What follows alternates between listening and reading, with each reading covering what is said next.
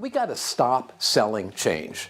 You know, when you try to sell change, you're just inviting resistance, and it's an avoidable mistake. There are alternatives.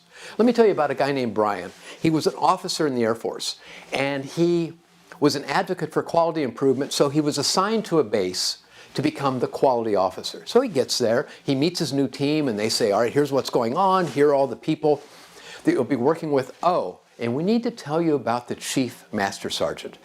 Chief Master Sergeant is the highest ranking enlisted rank in the Air Force. They said, this guy hates quality.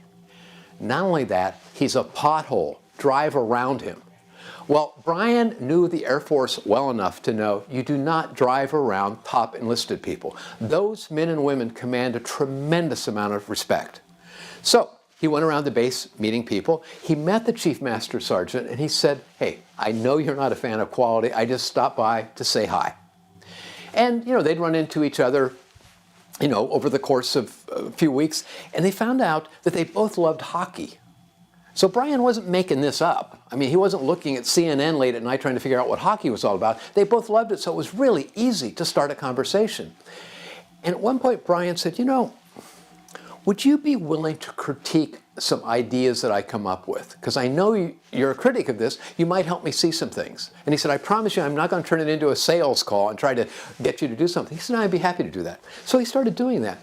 After a few months, the Chief Master Sergeant called Brian in and said, hey, that group over there, I think they might benefit from that last thing you did over here.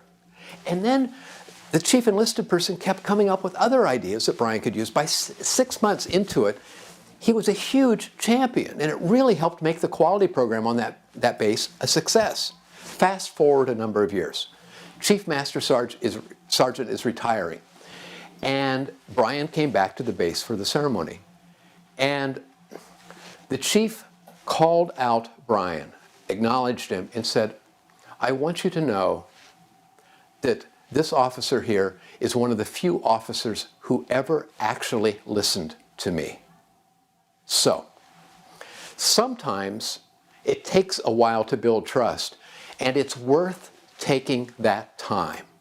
Okay? But there are other times when you can build trust pretty quickly. I want to tell you about a guy named Joe. He's a CEO. They got 30